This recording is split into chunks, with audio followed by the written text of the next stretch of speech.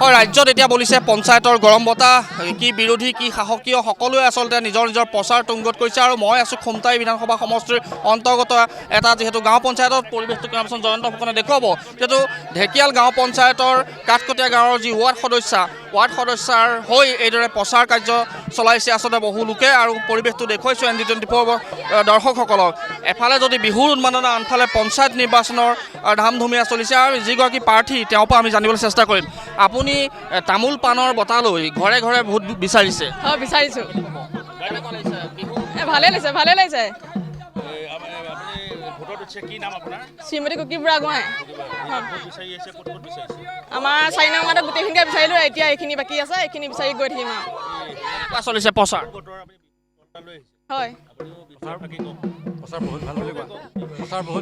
Tip top দেখিলে আহোঁ বুলি নকবা মাজনী, টিপ টপ দেখিলে আহোঁ বুলি নকবা মাজনী, মাজনী ঐ মোৰেনো পানী পৰা ঘৰ, হাতত চৰিয়ালৈ পানী টুকি থাকোঁতে মাজনী, হাতত চৰিয়ালৈ পানী টুকি থাকোঁতে মাজনী, মাজনী হ'বনো পানী লগা জ্বৰ।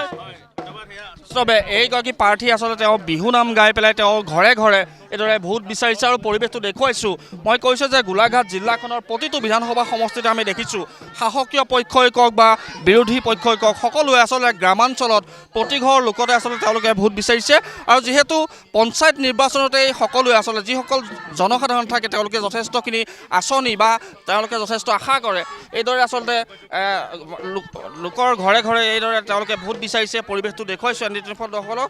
আৰু সমান্তৰালভাৱে যি বিহু দল, আচলতে বিহু দল তেওঁলোকৰ লগত আছে। আৰু কাৰণ হেঁপাহৰ যি ৰঙালী বিহু, আৰু ৰঙালী বিহুৰ সমান্তৰালভাৱে পঞ্চায়ত নিৰ্বাচন, আচলতে বিহু আৰু পঞ্চায়ত নিৰ্বাচন তেওঁলোকে দুয়োটাই আচলতে তেওঁলোকে জীয়াই ৰাখিছে। আৰু আমি আৰু লোক আছে জানিবলৈ চেষ্টা কৰিম।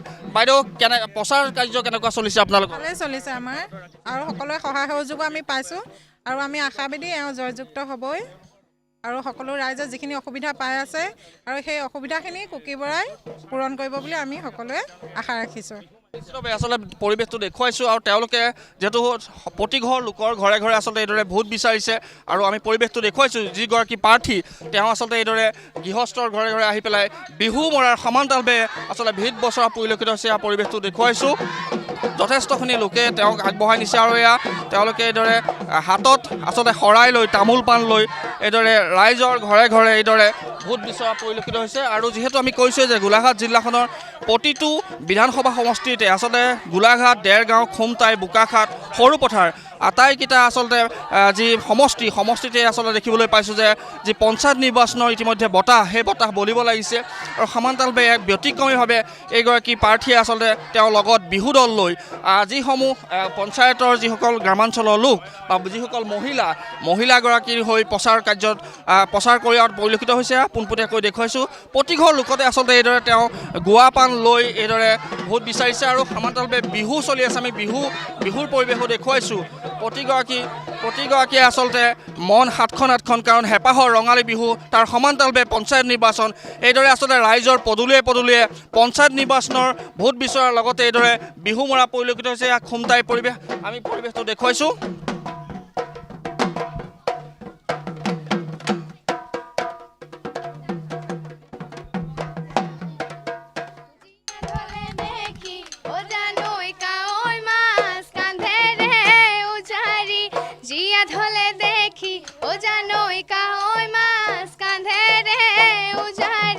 গাঁৱৰে জীয়ৰী লক্ষ্মী বোৱাৰী নাচিব ধৰিলে, অ' চেনাইটি ঐ বিহু আমাৰ বাপতি, শাহুন চেনাইটি ঐ বিহু আমাৰ বাপতি, বিহু আমাৰ বাপতি শাহুন।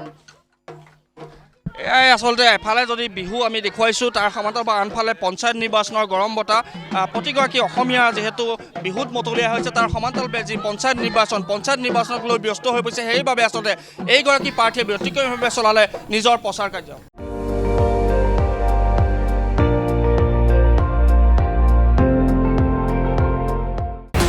আপুনি চাই আছে ND24 সৰ্বশ্ৰেষ্ঠ নহয় সৰ্বোত্তমৰ দৌৰত।